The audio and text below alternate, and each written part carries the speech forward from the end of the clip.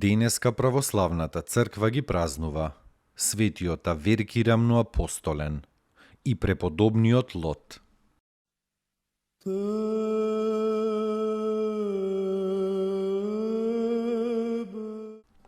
Светиот Аверки Рамноапостолен.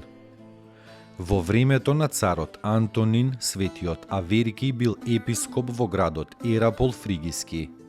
Во тој град имало голем број незнабожци, а светиот Аверки управувал со своето малубројно стадо, тагувајки заради големиот број незнабожци, идолопоклонци и молејки се умилно на Бога да ги обрати кон светлината на вистината. За време на едно помпезно идолско празнување, Аверки се разгневил со Божја ревност, влегол во идолскиот храм и ги испокршил сите идоли. Кога разлутените незнабожци сакале да го убијат, во тој момент кон Божиот човек притрчале 3 бесни момчиња, фрлајки пена и развикувајки. И Божиот човек ги избркал од нив демоните, а момчињата постанале здрави и мирни.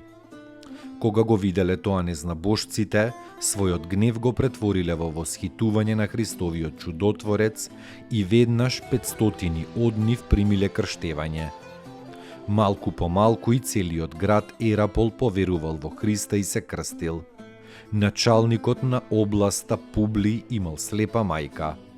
Аверки со молитва и го повратил видот та поверувале во Христа и Публи неговата мајка и многу други луѓе.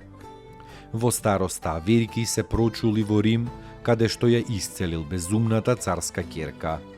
Неколку пати Господ Исус Христос му се јавувал на својот верен следбеник.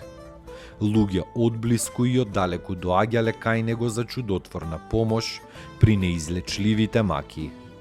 Демоните не само што му се плашеле, туку и по негова заповед му служеле.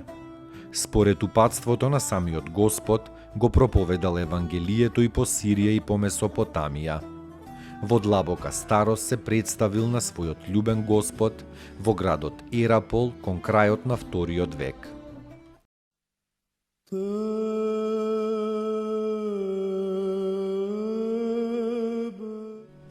Преподобниот Лот.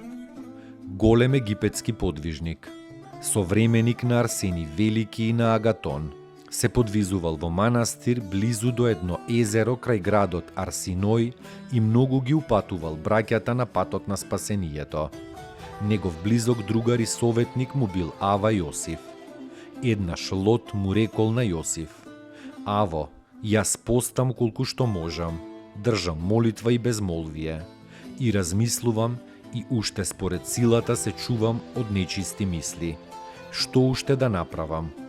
Тогаш старецот станал, ги кренал рацете кон небото и 10 негови прсти засветлиле како 10 запалени свеќи, па му одговорил на Лот: Ако го сакаш тоа, биди сиот оган. Откако му угодил на Бога и откако упатил многумина на патот на спасението, светиот Лот се упокоил мирно во 5. век.